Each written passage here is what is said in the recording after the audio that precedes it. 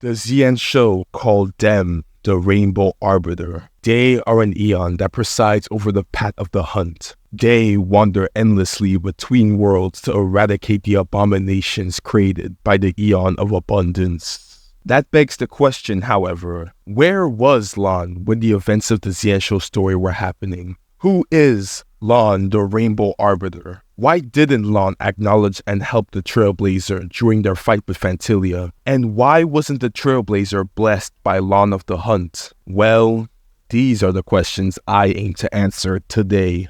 What a shame. Of a ray of light, of a crystal chalice. The light that shone from that crystal spoke to me. Listen to the parable of the stars. The nameless one, but be not dismayed, O child of the world. The Lock's arrow will descend to purge the wicked abominations. You must follow the traces left behind in the storm's wake.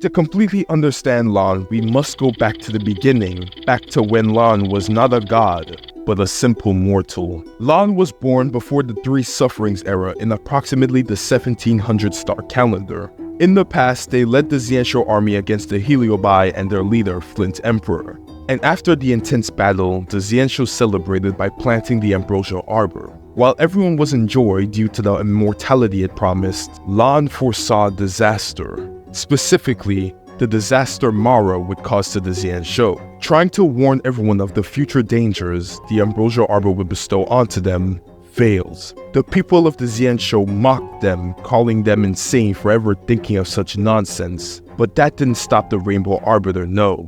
They didn't want to see their precious home be consumed by Mara. So, to show their resolve, they shot their arrow at the Ambrosial Arbor, an act that would eventually sentence Lan to a never-ending sleep.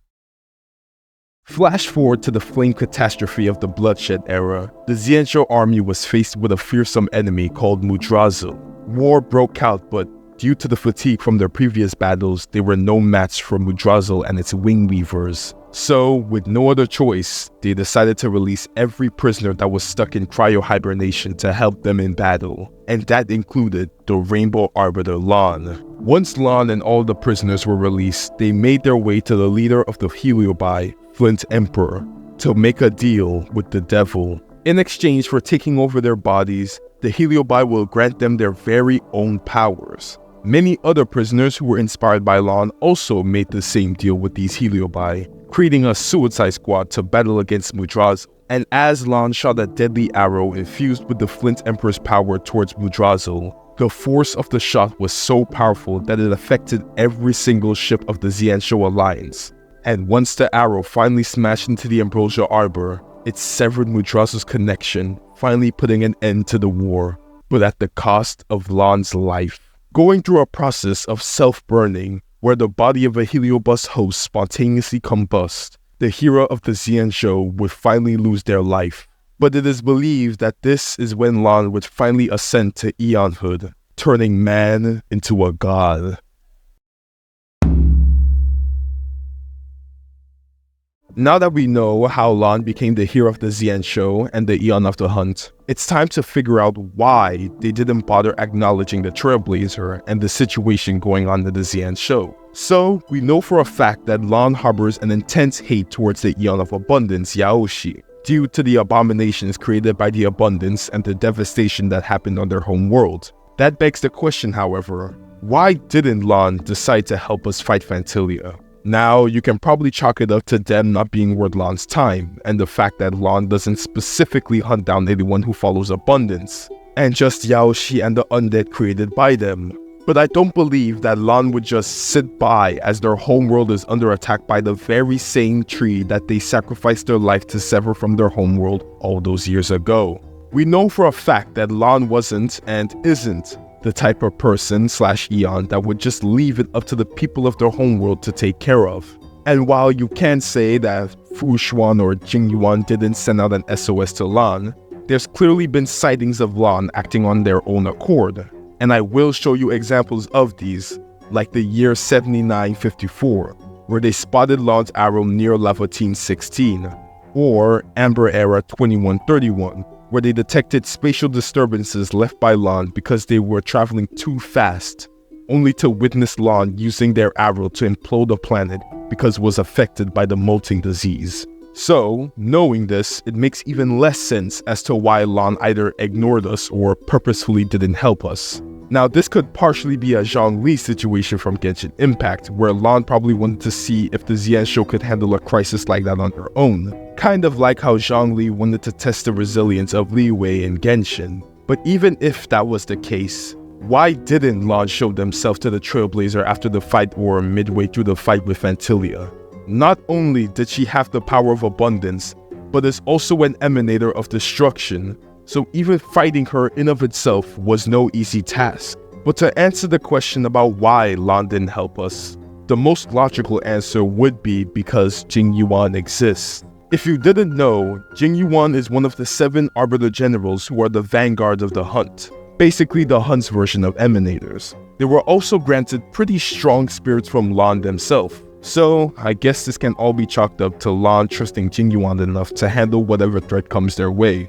As for the reasoning for Trailblazer not receiving the Path of the Hunt, we might see that sooner than later.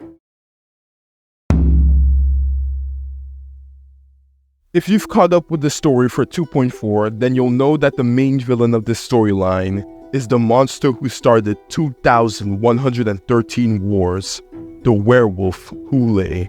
In this cutscene with Zhao Zhou, Maozi, and Zhuyi, we've gotten info about how Hule seems to be immortal, even being able to survive a punishment that would normally kill a regular Borisin in 3 days. It has been centuries since Jing Liu, the former sword champion of the Luofu, captured Hule. And during all those years, we never provided him with any food. Yet he somehow managed to stay alive. It defies all the documented physical characteristics of the Borisin. The Forest of Swords, forged by the Punishment Division, is a device of intense torment, used to execute sinful abominations. Most Borisin die within 3 days in the forest, but Hule is different. Every time the blades pierce him, his body instantly heals. Despite the brutal punishment, he somehow manages to survive. With this knowledge in mind and the fact that it took someone like Jing Liu to take him down, one of 4 things are going to happen in version 2.5. 1. Jing Liu returns to defeat Hule once more. 2. Lan returns to the Luofu to personally take down Hule. 3. The generals are the ones to take Hule down at the end. Or my personal option, 4. Lan finally sets his gaze onto the Trailblazer and grants us the power needed to put an end to Hule's terror, once and for all. Because if we think about it, while yes, the actual Express has fought emanators and such, they've never fought against someone who's not only immortal, but can also practically heal themselves from any attack thrown at them. Which is why I personally believe that we'll need to gain a power that can not only kill Hule, but sever his immortality in one hit. Something similar to another hero who severed the immortality of the Xianzhou in one strike. The Rainbow Arbiter, Aeon of the Hunt, and the hero of the Xianzhou, Lan. Anyways, I hope you enjoyed this little theory I made. I've noticed that this channel just hit 300 subscribers. And I really do appreciate all the support I've been getting. So let's try to push for the 300 milestone next. So make sure to like, comment, and subscribe, and I'll see you all in the next Honkai Story video. Signing off.